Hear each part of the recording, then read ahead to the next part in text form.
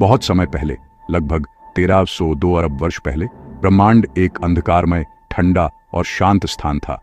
चारों ओर सन्नाटा था, न कोई तारा, न कोई आकाश गंगा, बस फैलता हुआ अंधकार।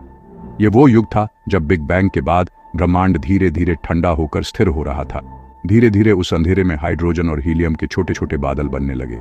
ये बादल इतने विशाल थे कि उनमें लाखों सूरज जितना पदार्थ समाया था। समय बीतता गया और गुरुत्वाकर्षण ने इन गैसों को खींच खींच कर एक जगह इकट्ठा कर दिया। जैसे जैसे गैसें पास आती गईं, उनका तापमान बढ़ता गया और फिर एक चमत्कार हुआ। एक पल आया जब तापमान इतना बढ़ गया कि गैस के भीतर नाभिकीय संलयन, न्यूक्लियर फ्यूजन शुरू हो गया और उसी क्षण ब्रह्मांड के अंधकार को चीरते हुए पहली रोशनी प्रकट हुई। पहला तारा जन्मा। वो पल कुछ वैसा था जैसे किसी गहरे अंधेरे कमरे में अचानक दिया जल उठे। उस दिए की रोशनी में बाकी गैसें भी चमक उठीं और ब्रह्मांड में पहली बार दिन जैसा कुछ महसूस हुआ। इन पहले तारों की रोशनी ने आसपास की जगह को जगमगा दिया और धीरे धीरे अनगिनत तारे बनने लगे। इन तारों ने मिलकर पहली आकाश गंगाएं रच दी, जैसे रात के आकाश में फैले हुए दीपों का समंदर। हर आकाश गंगा अपने भीतर अरबों तारे लिए हुए थी।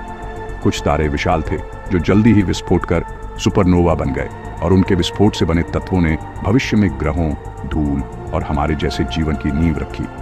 यही था वह दौर जब ब्रह्मांड ने अपनी पहली सांस ली, जब अंधकार के बीच पहली चमक फूटी और जब सृजन की कहानी सचमुच शुरू हुई।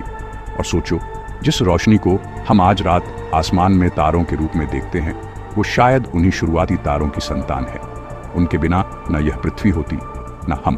और हाँ, जैसे उस अंधकार में एक छोटी सी रोशनी ने ब्रह्मांड को बदल दिया, वैसे ही आज भी कोई अपने जीवन में संघर्ष कर रहा है। आपकी एक छोटी सी मदद किसी की जिंदगी बदल सकती है। धीरे धीरे इन तारों और आकाश गंगाओं ने मिलकर ब्रह्मांड को वही रूप दिया जो हम आज जानते हैं, सुंदर, विशाल और रहस्यमय।